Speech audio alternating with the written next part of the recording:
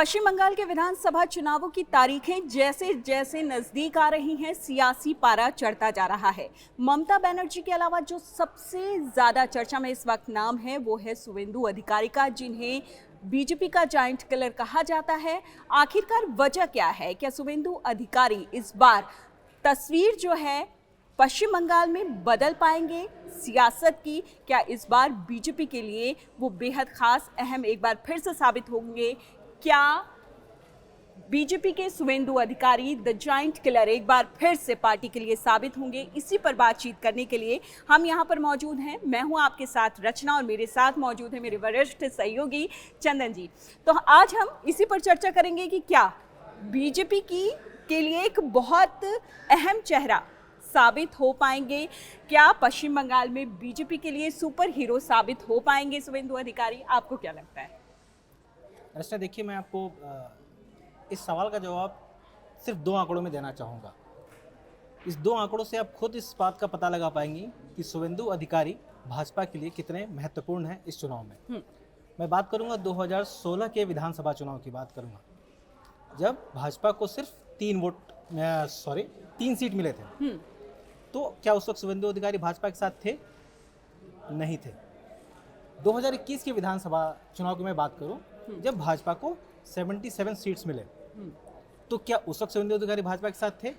जवाब में है हाँ। आप इसी से अंदाजा लगाइए कि जब 2016 में भाजपा के साथ शुवेंदु अधिकारी नहीं थे तो भाजपा को कितनी सीटें मिली और 2021 में कितनी सीटें मिली। तो इससे अंदाजा लगाया जा सकता है शुवेंदु अधिकारी भाजपा के लिए कितने इंपॉर्टेंट है। एक और बात मैं याद दिलाना चाहूँगा, 2014 के लोकसभा चुनाव में जब पूरे देश में मोदी लहर चल रही थी, उस वक्त सभी को लग रहा था अपनी सीटें बचानी है। उस लहर में भी शुवेंदु अधिकारी ने अपनी सीट बचाई, सकुशल बचाई और बहुत अच्छी तरीके से अपने नाव को किनारे लगाया था। तब वो टीएमसी के साथ थे। तो ये कितने बड़े कद्दावर नेता है पश्चिम बंगाल में शुवेंदु अधिकारी, आप इस 3 परिणामों से आप अंदाजा लगा सकते हैं रचना।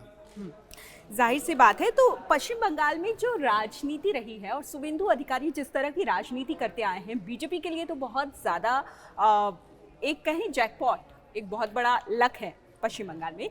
लेकिन जब वो टीएमसी में थे उस दौरान उनका कैसा रहा और उनका पूरा राजनीतिक सफर कैसा रहा है, उसे आप कैसे देखते हैं? देखिए, सबसे पहले तो ये समझना है कि शुवेंदु अधिकारी कोई बहुत बड़े हाई प्रोफाइल पहले से राजनेता नहीं हो गए। उनका परिवार जरूर राजनीतिक परिवार रहा है, शुरू से उनके पिताजी भी काफ़ी दिग्गज राजनेता रहे हैं, लेकिन बावजूद उसके वो काफ़ी जमीनी नेता के रूप में जाने जाते हैं। जमीनी लेवल पे वो काम करते हुए वो आगे बढ़े हैं। उनके लिए आप नहीं कह सकती कि पिताजी की देन है, विरासत में उनको मिला हुआ है, क्योंकि उन्होंने बहुत ही जमीन स्तर पे काम किया है। उन्होंने जीत का तो सबसे पहला जो जीत का जो स्वाद चखा था, वहाँ से 36 साल पहले ही चखा था। मैं बात कर रहा हूँ 1995 में, जब उन्होंने कांथी नगर पालिका से जब वो पहली बार पार्षद चुने गए थे। 2006 में वो पहली बार विधायक चुने गए।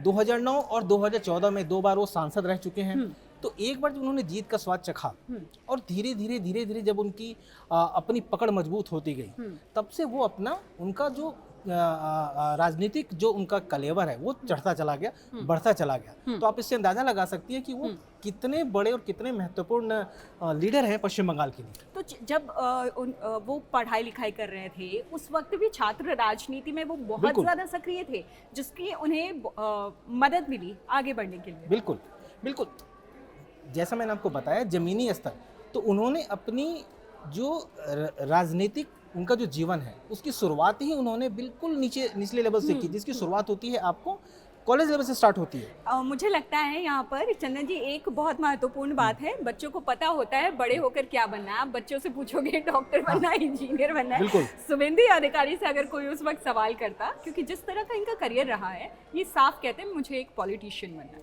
बिल्कुल, इसमें कोई दो राय नहीं है। जैसे बिल्कुल है कि छात्र राजनीति से उन्होंने अपने करियर की शुरुआत करी थी और धीरे धीरे आज वो कितने बड़े नेता हो चुके हैं। आप इसका अंदाजा लगा सकते हैं कि भाजपा के लिए वो वहाँ पर तुरुप का इक्का है, वहाँ के सुपरस्टार के रूप में जाने जाते हैं वो।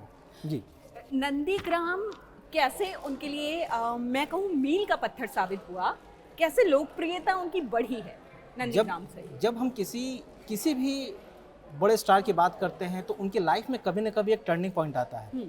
तो नंदीग्राम आंदोलन जो है ना, वो शुभेंदु अधिकारी के लिए ही टर्निंग पॉइंट रहा। कि ये आंदोलन जब उन्होंने 2007 में जब इसकी शुरुआत की थी, उस वक्त का ये इतना पॉपुलर हो गया था, इतना विख्यात हो चुका था वो, कि उसने 34 साल से जो वाम दल है जो पूरे पश्चिम बंगाल में अपना कब्जा जमाए हुए थे और उसके किसी कोई भी हारने की कल्पना नहीं करता था, तो उनके जो उल्टे दिन की शुरुआत हुई अगर वाम दलों की, तो वो नंदीग्राम आंदोलन था और उसका सारा श्रेय सब कुछ जो जाता है वो शुभेंदु अधिकारी को जाता है। और यहीं से उनकी राजनीतिक जीवन है वो पूरी तरह से बदल गया। अच्छा, एक बात यहाँ पर समझनी बहुत महत्वपूर्ण होगी।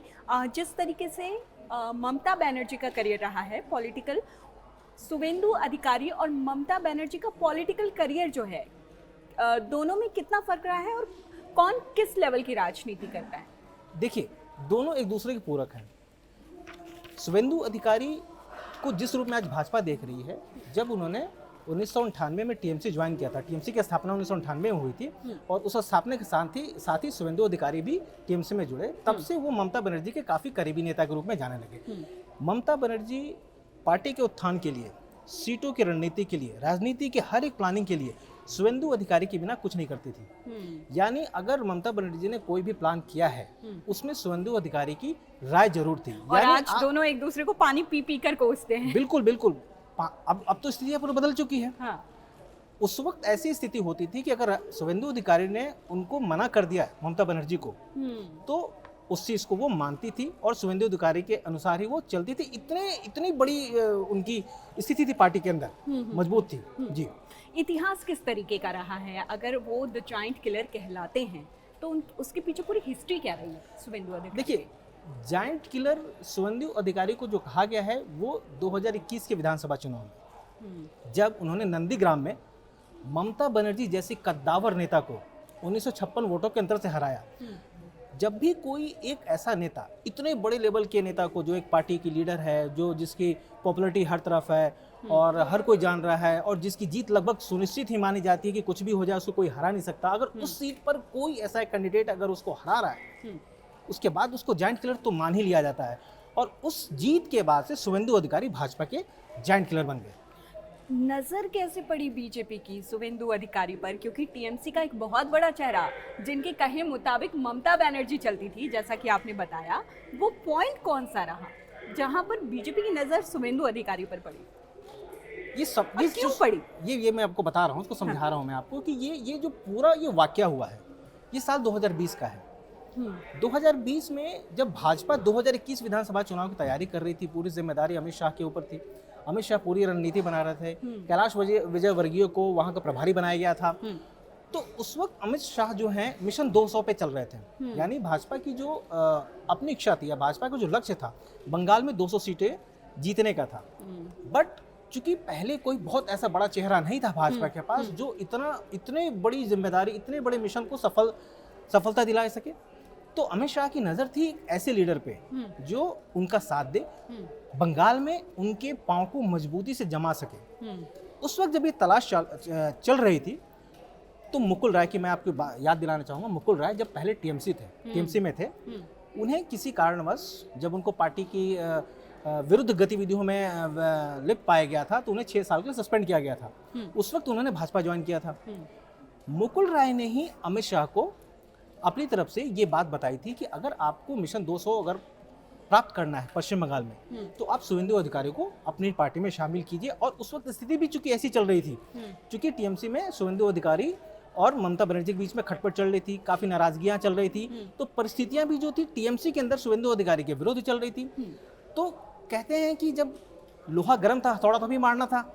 तो मुकुल राय ने वो मौका अमित शाह को दिया और अमित शाह ने इस मौके को भुनाया रणनीति के तहत। और कई लंबी चौड़ी मीटिंग्स भी हुई हैं। आपको मैं बात बताऊं तो अगर कैलाश विजयवर्गीय ने कई सारी मीटिंग्स की शुभेंदु अधिकारी को लेकर, उन्हें ये भरोसा दिलाया गया कि अगर आप भाजपा ज्वाइन करते हैं तो आपको सारा कुछ मिलेगा, जो आप जिस चीज़ के लिए के हकदार हैं, आपकी जो चाहत है, इतने दिन से आप जो मेहनत कर रहे हैं, आपको यहाँ पर आपको बहुत महत्वपूर्ण मौके दिए जाएंगे।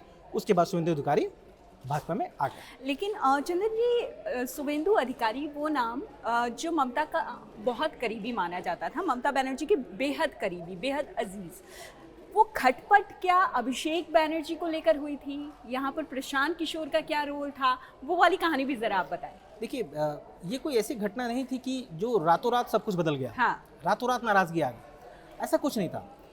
शुवेंदु अधिकारी बहुत जमीनी स्तर के नेता थे, अभी भी नेता हैं, जमीनी स्तर के नेता हैं। तो उनकी इच्छाएं काफ़ी थी, क्योंकि उन्होंने पार्टी को मजबूत करने में, खड़ा करने में अपना बहुत अहम रोल जी जान लगाया था। तो जाहिर सी बात पैराशूट है, लैंडिंग नहीं थी उनकी, जाहिर सी बात है पैराशूट लैंडिंग नहीं थी। तो हाँ। एक इच्छाएं होती हैं जिसके लिए आप इतना कुछ कर रहे हो। जब उन्होंने देखा कि जब अभिषेक बैनर्जी को प्रमोट किया जाने लगा पार्टी में, इन्हें अपनी इनकी जो छवि थी वो धीरे धीरे इनको गिरती नजर देने लगी। फिर उस बीच में दौर आया 2019 के लोकसभा चुनाव के बाद ममता बनर्जी ने प्रशांत किशोर को राजनीतिक सलाहकार के रूप में उनसे सलाह लेने लगे। प्रशांत किशोर आके जो पुराने कद्दावर नेता थे टीएमसी के अंदर, उनको उन्होंने साइडलाइन करने की राय दे दी। उन्होंने कहा कि नए चेहरे को लाना होगा। तो जो टॉप लीडरशिप थी, टॉप लीडरशिप को बदलने की उन्होंने रणनीति दे दी, जिसको ममता बनर्जी ने एक्सेप्ट किया। और धीरे धीरे शुवेंदु अधिकारी का कद पार्टी में छोटा होता दिखने लगा। वो नाराजगी जो बढ़ते बढ़ते बढ़ते काफ़ी इतने दूर तक आ गई कि कई ऐसे मौके पर उनको ये महसूस होने लगा शुवेंदु अधिकारी को कि उनको पार्टी में साइडलाइन किया जाने लगा है, यानी उस पार्टी में साइडलाइन किया जाने लगा है जिसके साथ वो शुरुआत से थे, जिसको खड़ी करने में काफ़ी लंबे समय तक थे। इसके बाद से उनकी नाराजगी काफ़ी चरम पर हो गई और धीरे धीरे दोनों के बीच में काफ़ी दूरी आ गई। अगर 2020 में वो बीजेपी में शामिल हुए, 2021 में बीजेपी ने जो प्रदर्शन किया, जो 2014 के मुकाबले मतलब आप कंपेयर ही नहीं कर सकते, बहुत शानदार प्रदर्शन था 2021 में बीजेपी का। शुवेंदु अधिकारी 2020 में जब शामिल हुए, क्या कहें, ममता के लिए ये कितना बड़ा झटका था। देखिए, उस वक्त तो ममता बनर्जी को बिल्कुल ये एहसास नहीं था कि उन्हें नंदीग्राम सीट से हार मिलने वाली है। ममता बनर्जी को ऐसा लगता था कि शुवेंदु अधिकारी की वजह से टीएमसी नहीं है, उनकी वजह से शुवेंदु अधिकारी है। सबसे बड़ी बात तो ये थी, क्योंकि आज भी आप देखो तो टीएमसी के लिए एकमात्र सबसे बड़ा चेहरा है ममता बनर्जी। ममता बनर्जी के लिए थोड़ी देर के लिए आप मान लो कि टीएमसी में वो नहीं है, पूरी टीएमसी खत्म हो जाएगी। तो जब उनको ये एहसास होने लगा कि शुवेंदु अधिकारी मेरे बिना कुछ नहीं है, तो वो इस बात का उनको काफ़ी गुरूर था कि आप नंदीग्राम के आप कहीं भी खड़े हो जाओ, शुवेंदु अधिकारी मुझ जैसे नेता को तो हरा नहीं सकता। यहाँ पर यहीं पर वो चूक कर गई, जिसमें अपने जमीनी नेता के तौर पर बहुत मेहनत किया है शुवेंदु अधिकारी ने, और नंदीग्राम सीट पर उनको दिखा दिया कि आपको भी मैं हरा सकता हूँ, मेरे में इतना दम है, मैं अकेले दम पर कोई भी चुनाव जीत सकता हूँ। आपने बात की कि बीजेपी में शामिल होने के लिए मुकुल रॉय ने उन्हें बहुत कन्विंस किया, बहुत मनाया। वो टीएमसी से बाहर थे और शुवेंदु अधिकारी की खटपट चल रही थी, लेकिन बीजेपी ने कैसे मतलब जाहिर सी बात है, अगर हम वेस्ट बंगाल में कोई चेहरा बीजेपी का ढूंढे तो हमें यही चेहरा दिखाई देता है। क्या बीजेपी ने उस वक्त वो भांप लिया था कि अभी नहीं तो कोई बात नहीं, आने वाले चुनाव में बीजेपी जिसकी जमीन पश्चिम बंगाल में ढूंढनी पड़ रही है, वहां कमल खिलाने में द जाइंट किलर वो सक्सेसफुल रहेंगे। देखिए, मैंने आपको किसकी पारखी नजर थी वो? देखिए, पारखी नजर की बात करें तो एक पार्टी की जब बात होती है, तो जब पार्टी में जब मंत्रणा होती है तो मिलजुल के जब डिसीजन होता है, तो सबकी राय ली जाती है। खासकर जब मैं भाजपा की बात करूं, जितना मैं जानता हूं, तो उसके हिसाब से पारखी नज़र तो देखिए अमित शाह की है, इसमें कोई दो राय नहीं, क्योंकि इनको लाने का पूरा क्रेडिट जो है अमित शाह को जाता है। बाकी लोगों ने मदद की। मुकुल रॉय इसलिए महत्वपूर्ण है क्योंकि वो टीएमसी में रह चुके थे, वो इनके काम को जानते थे, इनके वोट बैंक को जानते थे, वो उन्हें पता था कि शुवेंदु अधिकारी चीज है क्या वो खींच भी थी मुकुल की उस वक्त, मुकुल रॉय की। बट ऑब्वियस है कि जिस पार्टी में आपका रोल बहुत बड़ा है, उस पार्टी में अचानक से आपको 6 साल के सस्पेंड कर दिया जाए, वो एक आपके लिए बहुत बड़ी बेइज्जती होती है। और आप जब फिर विरोधी पार्टी में होते हैं, जब आप टीएमसी की विरोधी पार्टी भाजपा में गए, तो जाहिर सी बात है आप जिसके साथ जुड़े हुए हैं, आप उसको ग्रोथ देने की कोशिश करते हैं। आपने उसका फायदा उठाया है और आपने वो ये राजनीति है। बिल्कुल राजनीति है। अगले सवाल पर मैं आती हूँ कि ममता बनर्जी से जब उनका विवाद चल रहा था, बीजेपी ने बड़े अच्छे से वो मौका, मैं कहूँगी, लपक लिया और दूर की कौड़ी उस वक्त भले लगी हो, लेकिन अब जो है नतीजा पश्चिम बंगाल में शुवेंदु अधिकारी की वजह से क्या बीजेपी के लिए पॉजिटिव आ सकता है? क्या पूरा जो कहूँ राजनीतिक सिनेरियो वो ममता बनर्जी की सरकार से शिफ्ट होकर बीजेपी पर आ सकता है? देखिए, इस बार बीजेपी के लिए जो उम्मीद है हम्म, वो सबसे अच्छे प्रदर्शन की उम्मीद है, और उम्मीद तो इस बार ऐसी की भी जा रही है कि टीएमसी की सरकार वहां से जा भी सकती है। बीजेपी इस लेवल पर मेहनत कर रही है और शुभेंदु अधिकारी दिन रात लगे हुए हैं। अब आपको मैं एग्जांपल आपको देना चाहूंगा कि जब शुभेंदु अधिकारी जब भाजपा में शामिल हुए, उसके बाद वोट परसेंटेज पे कितना बड़ा फर्क पड़ा। जैसे मैंने आपको 2016 में भी बताया कि अगर 2016 के विधानसभा चुनाव की मैं बात करूं, शुभेंदु अधिकारी जब बीजेपी के साथ नहीं थे, तब भाजपा का वोट परसेंट करीब 10% था। 2021 में वही वोट परसेंट बढ़ के लगभग 38% हो गया, ऑलमोस्ट 4 गुना बढ़ा है। वही चेहरा, वही मेहनत और उससे ज्यादा अब रणनीति और सब कुछ खुली छूट के साथ। 3 की बजाय 77 सीटें, ये अपने 3 आप के में रिकॉर्ड बजाय है। 77 सीटें, और वही जो मैंने आपको बताया है कि ऑलमोस्ट 2500% का ग्रोथ है किसी पार्टी के लिए। अगर उस रफ्तार से देखें तो कोई भी विपक्षी पार्टी अगर सामने है तो उसे एक डर आ ही जाता है मन में कि इस लेवल का अगर ग्रोथ है तो और भी कई सारी सीटें हैं जिसको बीजेपी जो है टीएमसी से छीन सकती है। और इस बार का चुनाव तो बहुत ही कई सारे मुद्दों पे है, लड़ा जा रहा है, तो इसलिए अब ये घबराहट का माहौल है टीएमसी के अंदर, उसमें कोई दो राय नहीं है। ऐसा कुछ भी कोई ऐसी बड़ी बात नहीं हो सकती है अगर बीजेपी ने अगर वहाँ पर बहुमत हासिल कर ली तो। आपने ऐतिहासिक मत प्रतिशत की बात की जो अपने आप में रिकॉर्ड है। हिंदू ध्रुवीकरण और जंगल महल, इसका क्या प्रभाव था? मैं जानना चाहूंगी इनकी रणनीति का ये कौन सा हिस्सा और कैसे काम किया इस हिस्से? देखिए, जब वो भाजपा में शामिल हुए शुभेंदु अधिकारी, उन्होंने 2 चीज़ों पे काम किया। उन्होंने सबसे पहला जो नारा दिया वो जय श्री राम, दूसरा उन्होंने 70 बनाम 30, 70% बनाम 30%, मतलब 70% हिंदू बनाम 30% मुसलमान। उन्होंने पूरी अपनी जो रणनीति है, बहुत बड़ा बदलाव था। मैं वही आपको कह रहा हूँ, ये पूरी जो रणनीति है 70 बनाम 30% पे उन्होंने खींचा और उसका उन्हें फ़ायदा मिला। खासकर जिसको हम जंग महल कहते हैं, उस पूरे एरियाज में जितनी सीटें थी उसमें ना सिर्फ भाजपा ने काफ़ी अच्छा प्रदर्शन किया, टीएमसी से कई सीटें छीन भी ली। तो एक ये बहुत बड़ी रणनीति थी जो पूरा जो नैरेटिव सेट किया शुभेंदु अधिकारी ने भाजपा के लिए पूरे पश्चिम बंगाल में, वो एक बहुत बड़ा रोल निभाया था पिछले चुनाव में, जिसका असर आपको इस साल भी देखने को मिलेगा। नंदीग्राम की जो जीत थी वो शुभेंदु अधिकारी के लिए एक मनोवैज्ञानिक जीत साबित हुई और उनके पूरे करियर, जो उनका पूरा करियर था वो कहीं से कहीं पहुंच गया। क्या ये एक साइकोलॉजिकल विनिंग थी इनके लिए? बहुत बड़ी, वो इसलिए साइकोलॉजिकल विनिंग थी कि जिस सीट को लेकर टीएमसी मान रहे थे कि ये सीट मेरी है और इस पर मुझे कोई नहीं हरा सकता, जब मुझे ये दम्भ हो कि मुझे तो कोई हरा ही नहीं सकता और वहाँ से अगर मुझे कोई हरा दे तो सबसे बड़ा सेटबैक वो मेरे लिए होता है, मेरे लिए मनोवैज्ञानिक सेटबैक होता है। और जो मुझे हराएगा और वो पार्टी, उसके लिए साइकोलॉजिकल रूप से बहुत स्ट्रॉन्ग पॉइंट बनता है और उसका जब इफेक्ट होता है, जब आप पॉजिटिव होकर जब बहुत सारी जब चीजें करते हो ना, तो कई सारी चीजें आपके फेवर में आती जाती हैं और उसका इम्पैक्ट आपको दिखना शुरू होता है। तो नंदीग्राम जो जीत थी वो कोई छोटी मोटी जीत नहीं थी, वो भाजपा के लिए पश्चिम बंगाल के अंदर पैर जमाने के लिए एक बहुत बड़ी जीत मानी गई थी और वो बहुत बड़ा एक लेवल तैयार हुआ था कि आप भाजपा जो है पश्चिम बंगाल में किस तरह से अपने आप को स्टैब्लिश करती है। जो टीएमसी का गढ़ है, चाहे हम मेदिनीपुर की बात करें, झारग्राम की बात करें, पुरुलिया या बांकुड़ा, ये सारे क्षेत्र जहाँ पर टीएमसी का गढ़ है वहाँ पर ऐतिहासिक जीत दिखाई दी। इस बार जो पिछली बार 77 था, इस बार आपको क्या लगता है कि वो आंकड़ा कहाँ पर पहुँच सकता है? देखिए, मैं तो अभी भी कह रहा हूँ कि भाजपा जो है मिशन 200 के हिसाब से भी चल रही है।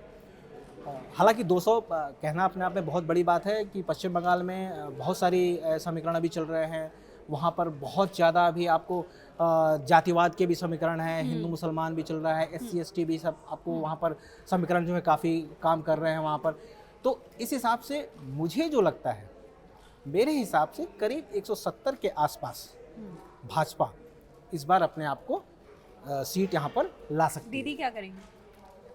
अब दीदी तो उसके बाद फिर अब तय करेंगे दीदी को क्या करना है, फिर उनको अपने ऊपर आकलन करना होगा अगर ये रिजल्ट आता है तो, कि उनको अपने अंदर देखना पड़ेगा वो जिस तरह की अभी पॉलिटिकल अप्रोच लेके चल रही हैं पश्चिम बंगाल में, जिस तरह से वो हर एक बात का विरोध कर रही हैं और खुलकर विरोध कर रही हैं, खुलकर आप देश के प्रधानमंत्री को भी आप अपशब्द कह रही हैं, आप गृहमंत्री को कह रही हैं, राष्ट्रपति के लिए भी आप प्रोटोकॉल को फॉलो नहीं कर रही हैं। यानी आपके लिए एक जो लोकतंत्र की जो गरिमा है, आप उस लोकतंत्र की गरिमा को कहीं ना कहीं आपने साइडलाइन करके रख दिया है।